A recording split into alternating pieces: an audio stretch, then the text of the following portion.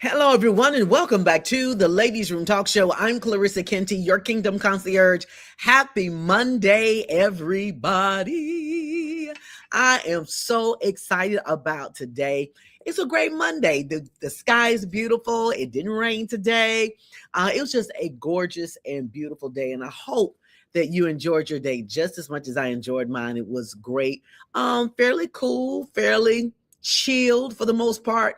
I just really had a good day, and I always on Mondays, I can't wait to pop in to the ladies' room because I love to hang out here. Okay, listen, I want to give a big shout out to my guest on last week, Ciandria James. Ciandria was our guest on last week, and she really had an amazing story. She is the founder of Saving Our Sons United Change, taking the stand against gun violence. And so this was a really great show.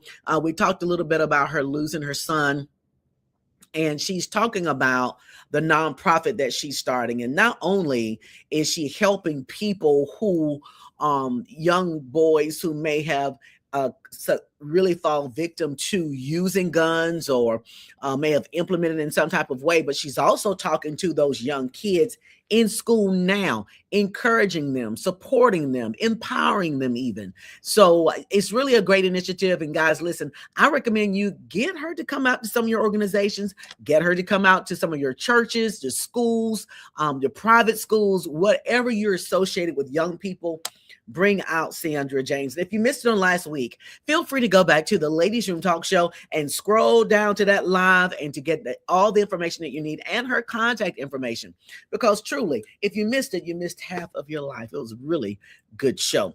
Also, want to remind you that the TEDx event, TEDx Alabaster, will be this Saturday at 3:00 p.m. And I'm so blessed to be on the stage this year. It's such a big deal. And I've been working and I've been practicing, and every day I do something to commit to my talk for that day. And so certainly we want to invite you to come out. You don't have anything to do, come on out to TEDx Alabaster. You can go on my page and get more information about that. I think they may have about 10 more tickets left. So it will be a sold out event. So don't wait on it. Go ahead and grab your tickets now. And it will be this Saturday at 3:00 p.m. Now, what I want to remind you is this.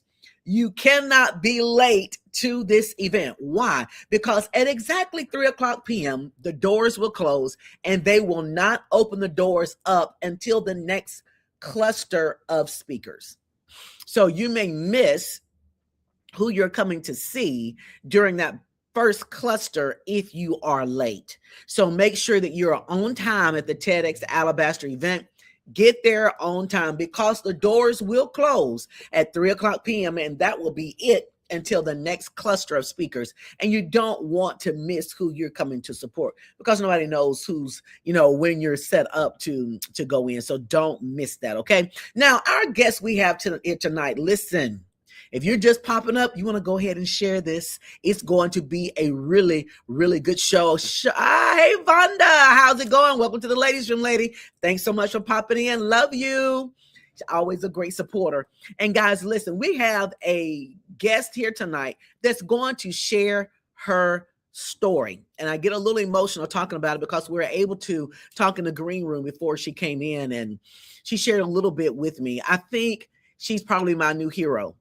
The resilience and the power and the fortitude that this woman has, and the grace that she has and the heart that she has to serve people is absolutely phenomenal. You don't want to miss the story. Hey, Fifi, welcome to the Ladies Room. Fifi has an amazing modeling event that comes in every year. You don't want to miss it. Go out there to her page and get the tickets. I think the tickets are on sale now. Andrade is a modeling event that you don't want to miss. Of course, whenever Fifi does anything, it's not an event.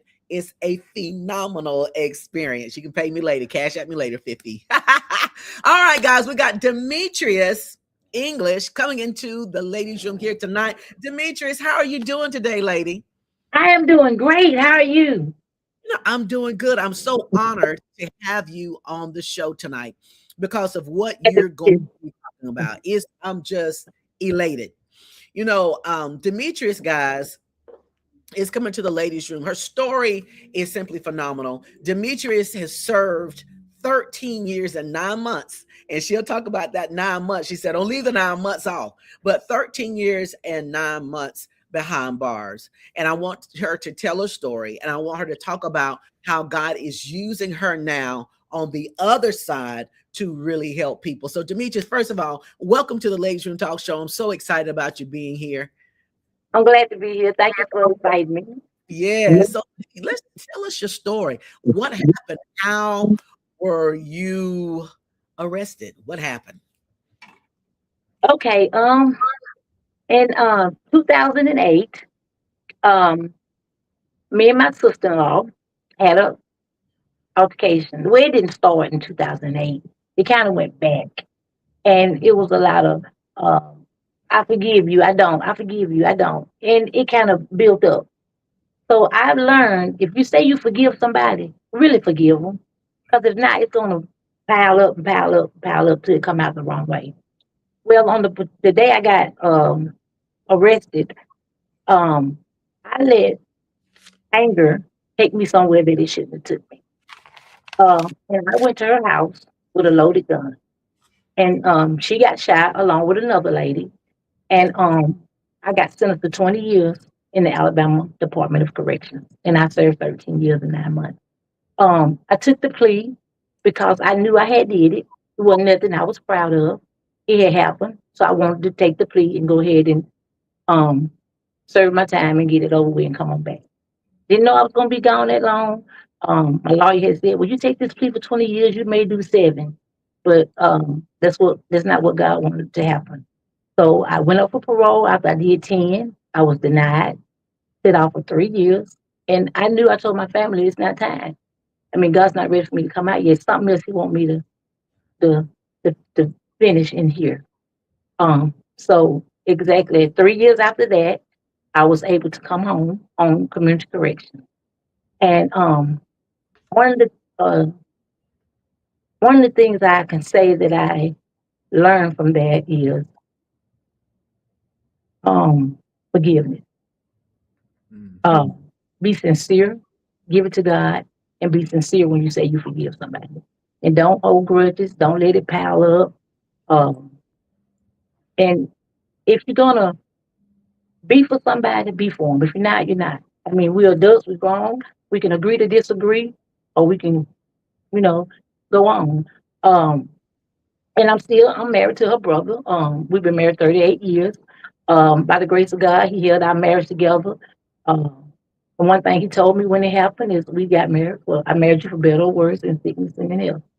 And I'm not on anybody's side. I'm on God's side. My sister, I love her. You, my wife, I love you. And we're going to get through this. And by the grace of God, we did. It wasn't easy, but we did. And them 13 years I was in, a lot of the young girls that was in, they took up and, um, took up to me. Some call me mom, some call me granny. At first I was like, no, I don't want them to call me that. But I realized in being in a place like that, you form a family in there. And I don't know why those girls wanted to call me mom. I had a mom at home. I wouldn't call nobody uh mama. But I don't know their reason for it. But at any rate, we formed friendships. I saw a lot of stuff, went through a lot of stuff. Um, I saw a lot of people not being able to uh touch their children on visit. Couldn't their family couldn't get to visit. They couldn't make a phone call. So a passion is the whole time I was in. I get out, Lord. I want to be able to give back to someone not coming home. The youngest one, younger than me, with life without, wasn't coming home. One of the ones that called me mom, she went when she was 15. She's 37 now. She's still there. She still called me to this day. She called me mom. So she one of the ones on the inside that I get the call. She had a great family support. Some people don't have any. And I can such and such still there. Do they need this? Do they need that? And I ask for support from Facebook or church members or whoever, and God has always provided for me to take those ladies the things back that they need. So I talk to the chaplain on a regular basis. She will tell me, okay, we're having this event. You think you can get some hygiene? So I God gave me the hashtag I can't forget. because I can't forget. Nobody forgot me when I was there. So I make sure I take the hygiene, some makeup. They get to have makeup at the work release center. So we take makeup. People wouldn't understand just having a bowl, a plastic bowl with a lid on it to cook in the microwave means a lot.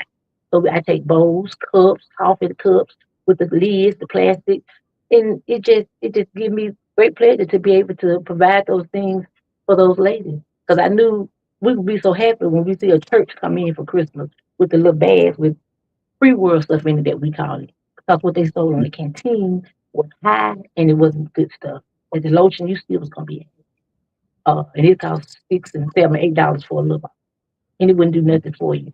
So I try to get them the swab, the Vaseline, nice stuff like that that I can, that I know that makes a difference. And even to the point where I know some ladies that couldn't talk to their kids.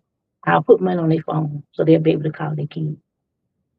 Just just the little small things that somebody that's free wouldn't we would take for granted. Right.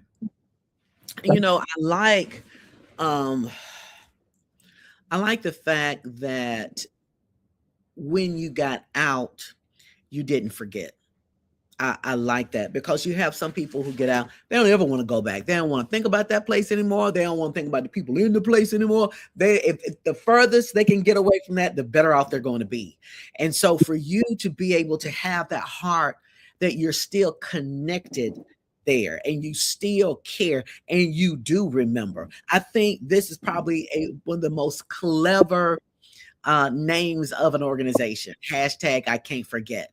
And I think it's a beautiful name. I think it's a beautiful mission that you're doing. And that, and it's one of my pet peeves. And I'm just talking. I'm just talking. Because whatever we talk about in the ladies' room stays in the ladies' room. So we're going to leave it like that. okay. But one of the things that, that bothers me sometimes is that when people will give things out of the act of being kind and giving, but what they're giving is not quality things. And what they're giving is something that they wouldn't dare use. They're going to give it and expect somebody else to be appreciative of it. I don't like that. If you're not going to give somebody something that you don't mind wearing, that you don't mind using, and if you don't mind it being in your repertoire of things, then don't give it.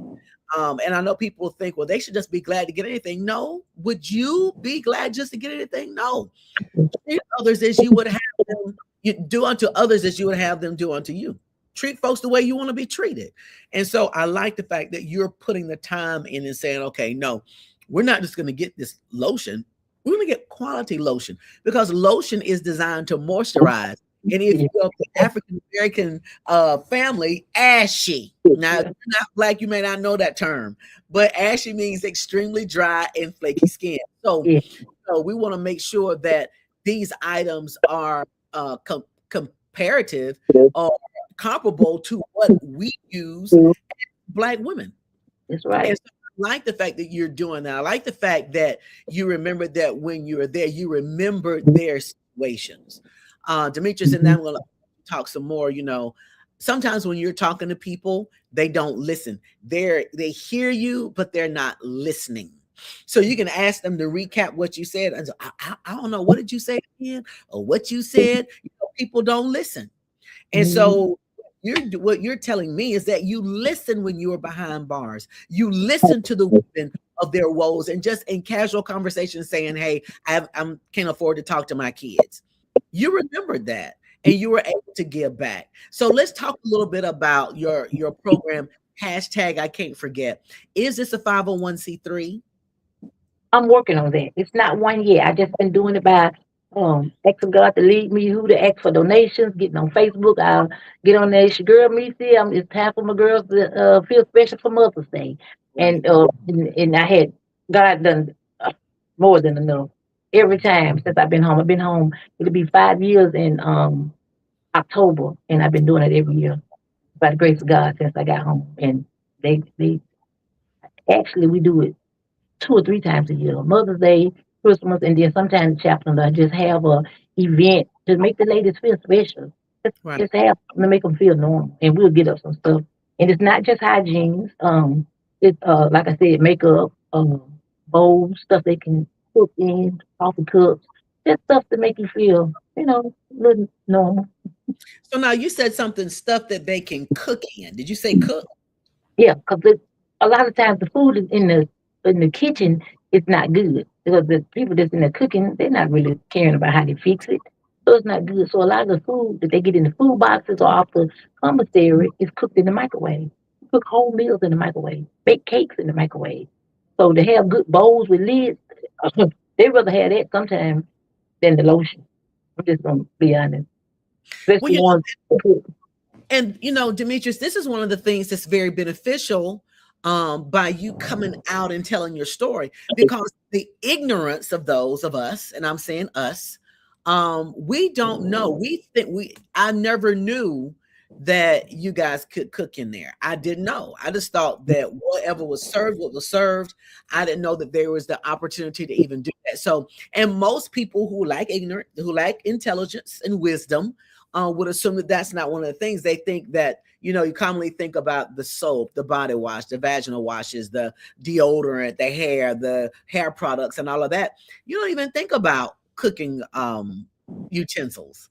Yeah, a good bowl that don't get burned in the microwave. Cause like I said, make cakes in them bowls. You can cook your soups. You can make casseroles. They make whole meals. When you don't want to go to the canteen, I mean to the uh, chow hall and eat kitchen. You cook your meal in the microwave. Sometimes that's what we did. We get together and we'll cook a meal. If somebody's birthday was coming up, we'll get together and cook a whole meal. I'm talking about a good meal in the microwave. So you have Right. to have a good bowl. Yeah, Wow. yeah. Mhm. Hmm. Yep. So, Demetrius, you were there for 13 years and 9 months. What did you learn? The biggest thing I learned was um, my actions didn't just affect me. Mm. It affected my children, my husband, my friends that loved me, uh, my victim's family, uh, my mom, because I'm my mom only child. Uh, I got siblings, my daddy uh, have kids, but I'm the only one my mom had. And it was times where I would tell my mom not to come to visit because I thought I was, you know, you know, I felt bad having her to come down there and visit. I wanted my husband to come, but I was like, leave my mom. And it's like, leave your mama, see her, leave. It hurt me to see her come see her only child locked Right. up. And I remember one day going to the chaplain and I told her what I was doing, and she said, "Come visit ain't for you. Come visit for your mom. She want to come see her baby too. So stop doing that. They wasn't just for you. That's selfish." So I learned that, and then I also learned that I was selfish by being the only child. I, and then getting in there with all those women and learning to share and learning to give. It showed me that I always have said I wasn't selfish, but it showed me that I was in a Mm. certain to a certain point from being the only child. And um, another thing I learned, like I said about the forgiveness, of being genuine, giving it to God, and knowing that forgiveness is not for the other person, it's for me. Knowing that forgiveness is for me. Um, and the relationship, talking, communication, uh, just getting that thing up by the root and Right. getting it in. Don't let it fester for years. And we adults, we just gonna agree to disagree. And it is what it is. We're gonna go on. We're not gonna, all that back and forth and bickering and it just it wasn't worth it. It wasn't what I did. It wasn't worth 13 years on. Mm. You shared something with me in the green room, and I want to share it on live. Right. You mentioned that the victims forgave you. Mhm. Talk about that a little bit. Okay. My sister-in-law, he came to see me. We had a chance to sit down and talk. Had a visitation. I wish we could have did it before I took the plea, but it wasn't time. We talked when we were supposed to talk. Um, the other victim is a longtime friend of mine. I talk to her all the time. We actually go to the same church. Um, and just to be forgave like that, it showed me another side of God that I thought I knew, but I actually caused harm to these people, and they were able to forgive me and talk to me. That's on a whole nother level. That ain't nothing but God. Can't nobody tell me nothing about God. I'm the proof. I'm the proof. I used to be quick to say, I forgive, I forgive, I forgive. And then that happened, I really wasn't forgiving. I really wasn't forgiving. It was just layering on, piling up, piling up. And I call that people pleasing. That's really what I was. Fear. False evidence appearing real. Right. That's exactly what I lived in back then, trying to please everybody. My husband used to tell me, you married to me. But, trying to be nice and just go on. And we didn't deal with what happened. Right. Just move on to something else. And then it'll rise back up or something else will rise up. And then this will go cool for 3 months. Then we just go on. And then it, just communicate, be an adult about things, and set responsibility for your actions and talk about it and go. And really, really give it to God and forgive if you say you forgive. So that's what I learned from. I like the fact, and I because what happened with you and these young ladies is something that's usually unheard of, and them forgiving you. I think you said both of them forgiving you. You talk regularly now, and then you can just move on from this. And I think this is something that's so beautiful. Let's see, Allison Sanders says, there's one of our vendors, and an anonymous person sponsored him members tickets to Degrom because of their unselfish work. I love it. So there are people giving into your organization right now. Some people are sponsored for you guys to go to the Dead Wrong play that's going to be in Gaston here in a couple of weeks, and I think that's amazing. Yes. Let's see here, Mr. Demetrius, you are the real deal. He says you are the real deal. Absolutely. So God, yes. I gotta tell you, the way that you're flowing, the way that you're moving is certainly a good rep of what Jesus would do. You remember as we're aware, what would Jesus do? You're definitely showing that. You are modeling that. I like the fact that you're able to share, to communicate those things that you learned while you were there, and then implementing those things. So there's some people. I think you said you've been out now for 5 years. It'll be 5 years in October. Okay. So some people, when they get out, while they're serving time, they love God. They've accepted Christ as being their personal savior. They're reading the Bible and going to church and all these things. But when out, they forget about that.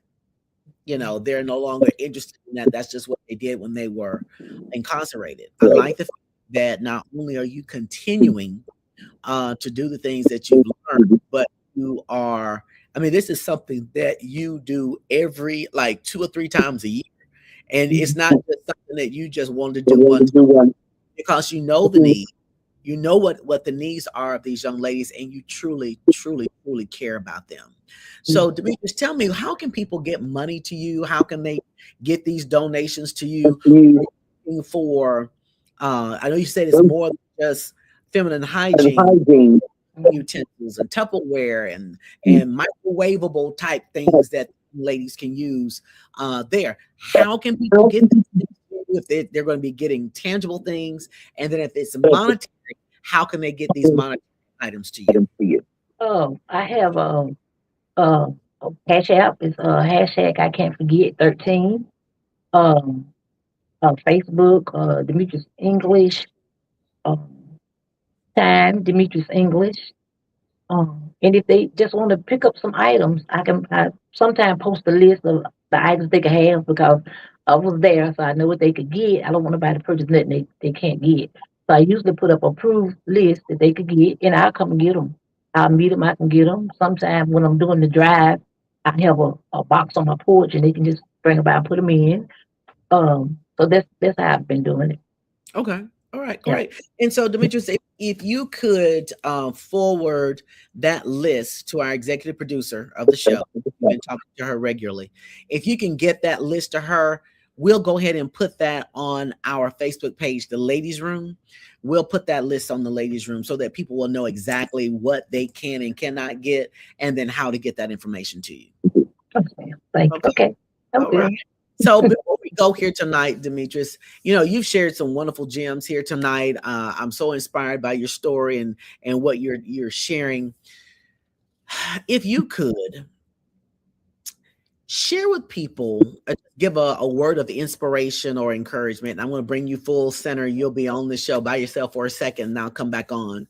But if you can give some words of encouragement, kinda, but more informational, talking about the power of proper decision making the right decisions, and how you make a decision in the moment. What are some of the recommendations that you can give my listening audience on how to make a decision in the midst of chaos and anger? I would say stop, slow down, calm down, and think about what you're doing. Think about your loved ones. It's easier said than done, and I wish I would have thought about my actions before I did them, because trouble is easy to get in and hard to get out. But I would say stay prayed up, stay covered, because I'm gonna tell you, I'm gonna say something right quick. The morning I taught my case, I heard the Holy Spirit just as clear as day say, anoint your doorposts 7 times with oil. Obedience is better than sacrifice. Had I did that, I wouldn't have went out my house in the frame of mind that I was in. But I disobeyed the Holy Spirit and went on. And I can remember asking the Lord, why? Why did you let me commit something like that? And I heard him just as plain as day. You stepped out of my will. So I would say, stay in the will of God. Stay in the will of God. Stay prayed up. And think about your actions. Let your children face come before you. If we just calm down and slow down, I think we'll make better decisions in the future. And that's what I would say. I love that, Demetrius. And I'm glad that you shared that you were um bold enough to share that you heard God say, Please. anoint your doorpost, anoint it, but you didn't listen.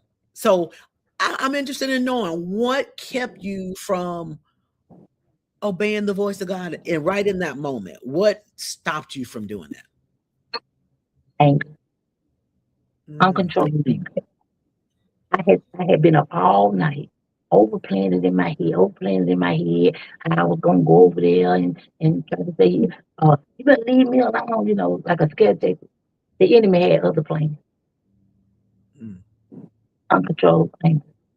I say that, and just let it fester and feed me all night, just walking, when I could have easily obeyed the Holy Spirit, go in there and talk to my husband, and even before I left out the door, after I didn't obey the Holy Spirit, my son, he said, "Oh, where you going like that? Something don't look right." That was mm. that was a warning. I went all around the warning. I ended up in the where the enemy wanted me to be. Mm. And not I was actually in church when it happened. I didn't say the church was in me. I was in church when I got my case. Going through the motion, going through the motion. And I can remember a lady that went to our church. She told me one time, "You keep running from the Lord, you're gonna run into a brick wall." And I was so mad at her. I was so mad because we hear the truth, we be mad like, "Oh, Right, that, be right.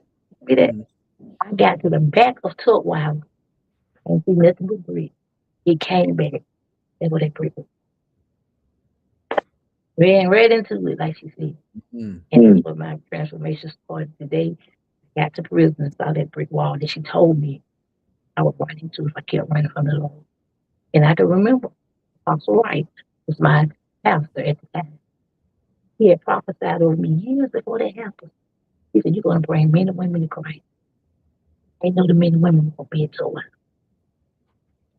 Wow. And all the young ladies, they was, Mommy said, Granny, this flock. When we started a praise dance thing, we went to church. When I say we had church in them, we had church in them. And I formed uh, another family Mm. out of 13 years. Even though my family came, they came. Sometimes probably didn't want to come, but they came. I had asked my husband. I got 20 years. I asked you to decide something. I'm trusting God and I'm believing God. And I don't know when I'm coming. I know what to dedicate. Make sure you do. Make sure you come see me.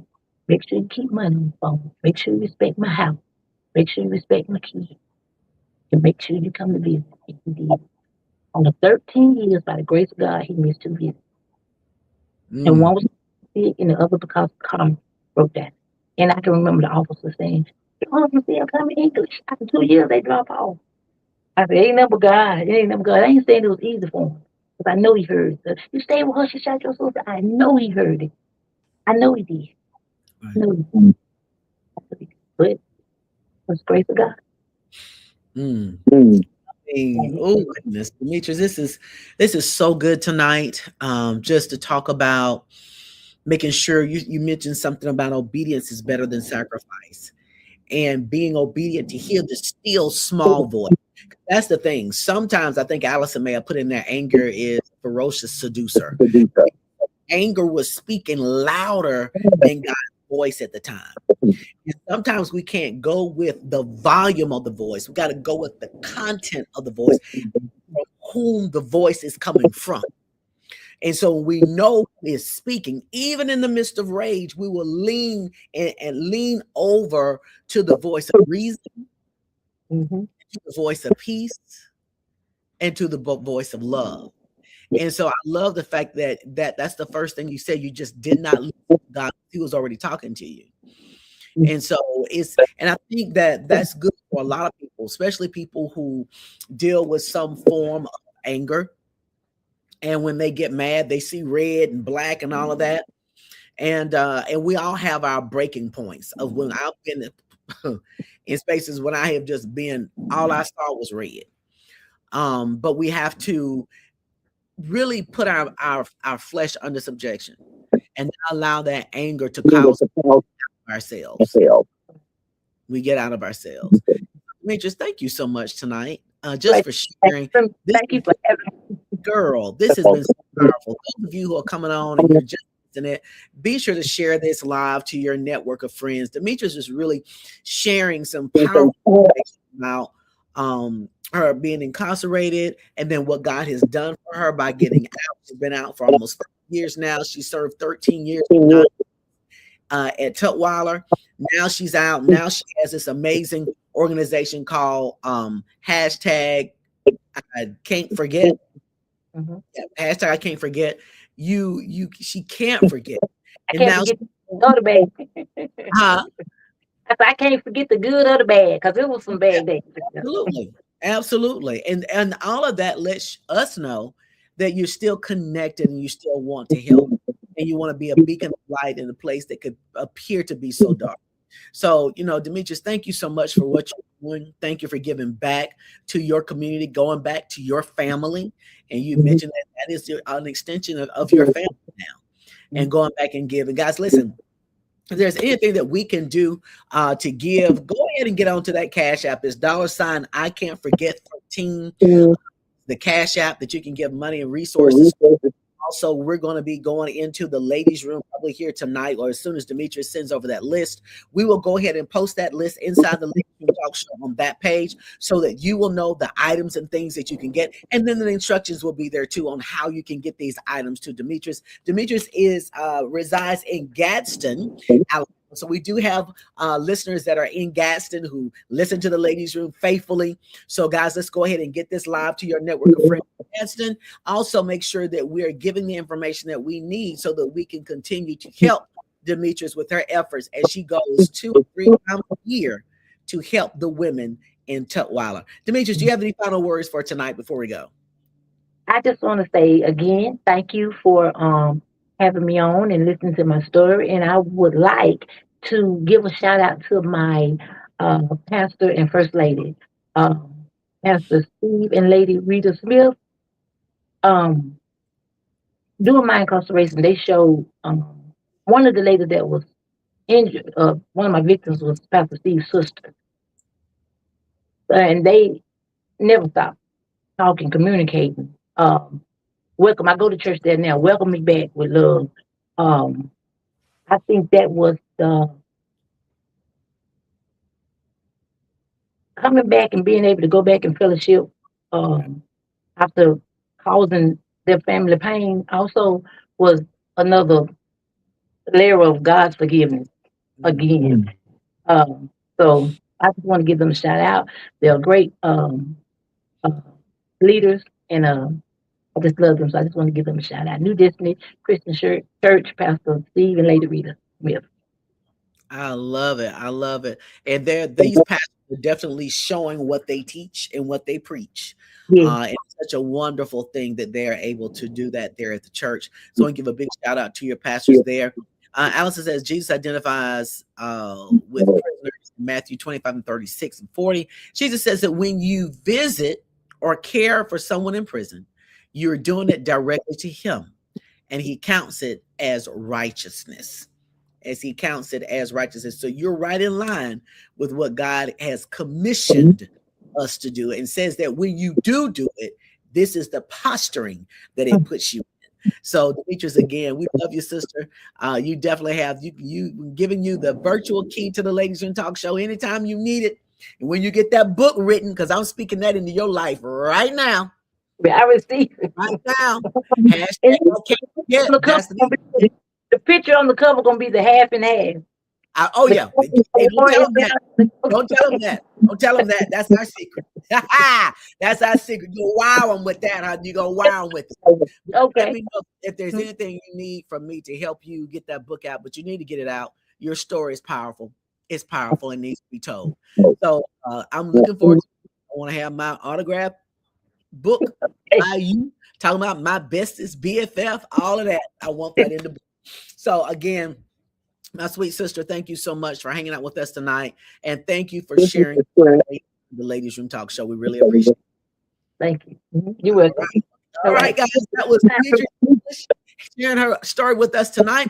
And again, as always, we are so grateful inside the Ladiez Room and sharing a little bit of time with us here on Monday night. And remember, we come on every Monday night at 7:00 p.m. Central Standard Time. And we always have great guests and great shows and great topics. Sure to share this live with your friends. Also, remember to vote. We got some serious things coming up. Your vote matters. We have an election coming up in November. It's a big one, and you want to make sure you get out there and vote. Okay. All right. Thank you so much for joining me, and we'll see you back here next week. Good night. Good night. Step into the Ladiez Room.